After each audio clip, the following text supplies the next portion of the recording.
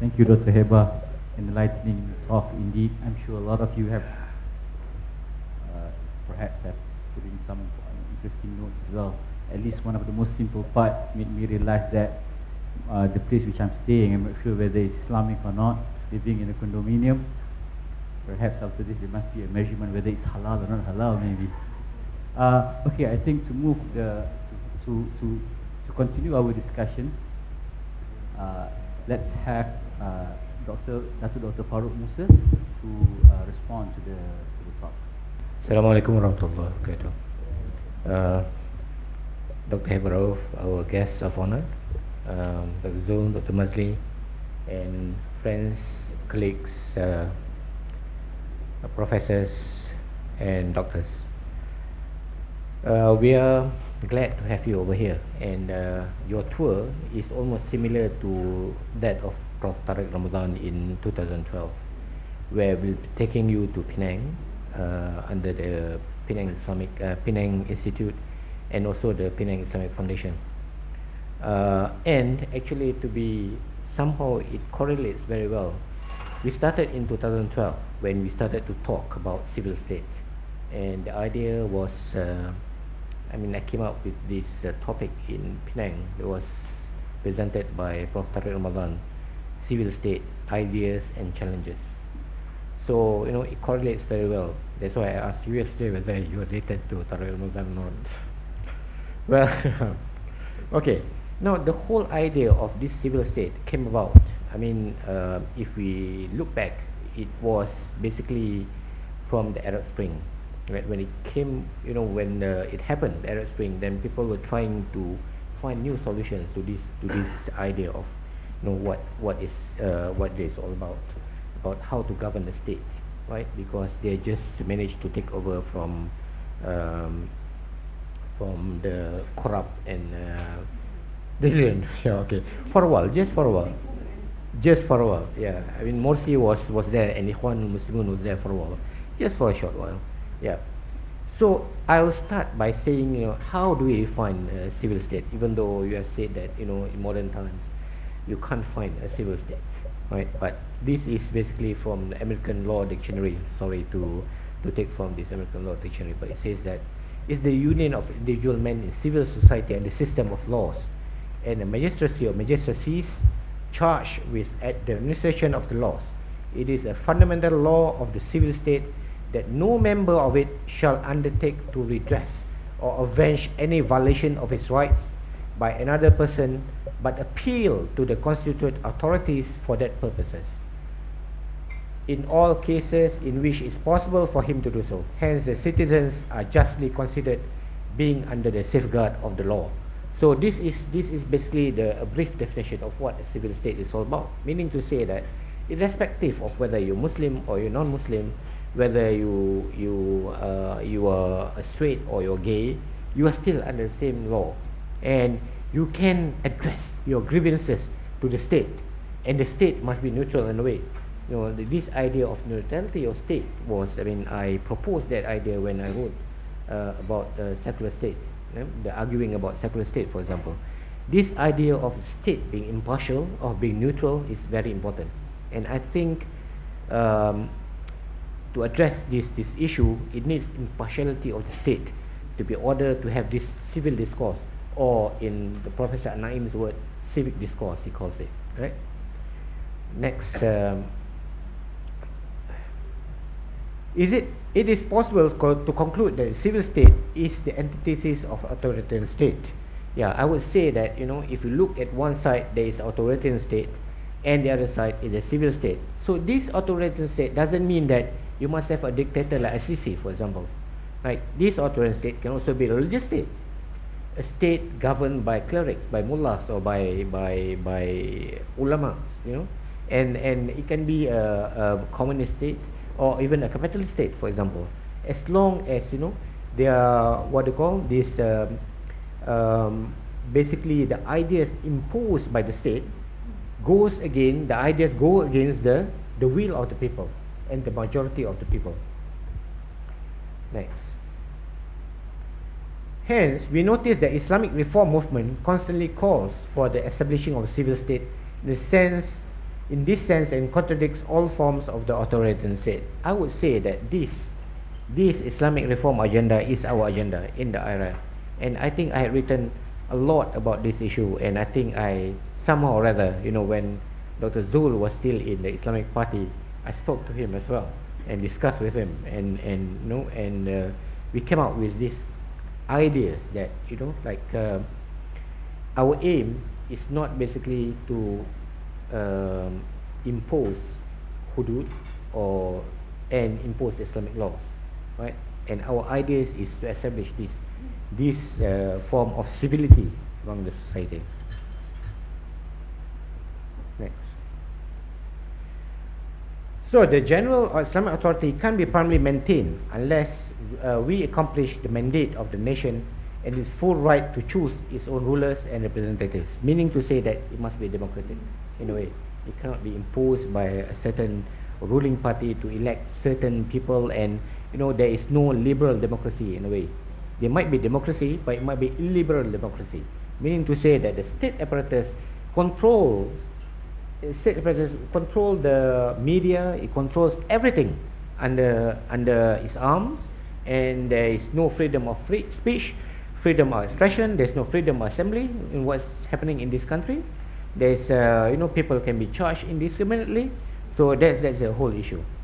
Only when the nation is represented by the honorable will, it will be possible to hold the rulers accountable and ousted for their errors. Therefore, the civil state descends is the essence of the Islamic reform project. So I would say that that's the beauty of having democracy in a way.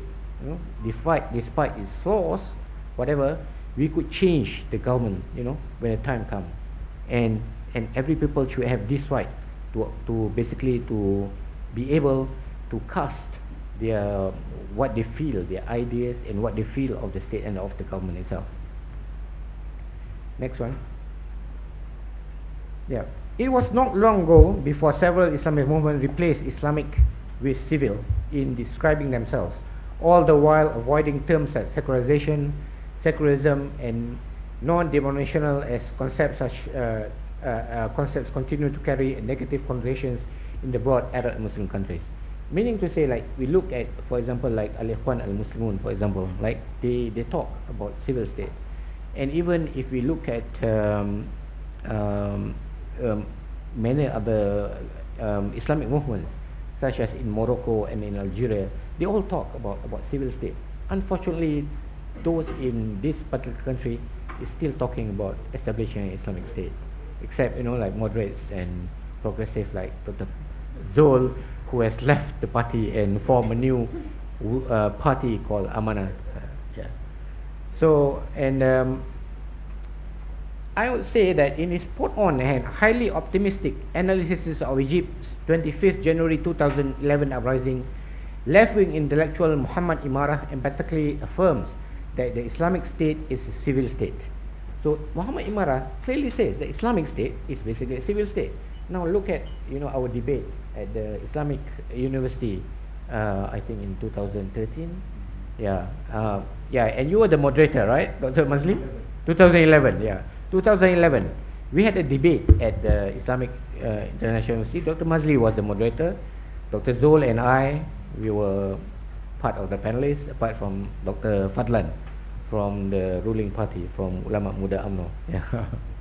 Ulama Muda UMNO. So, yeah. And when Dr. Maszlee posed a question, I still remember until this day, he posed a question. In 2 sentences, describe what you understand by what is Islamic State. And my response to it was, Islamic State is ad-Dawlah al-Madaniyah. And that was basically a civil state in Arabic terms. Like even Sheikh Yusuf al-Qardawi, in his book, Min Fiqh al-Dawlah, he mentioned that an Islamic state is ad-Dawlah al-Madaniyah. So I would say that, it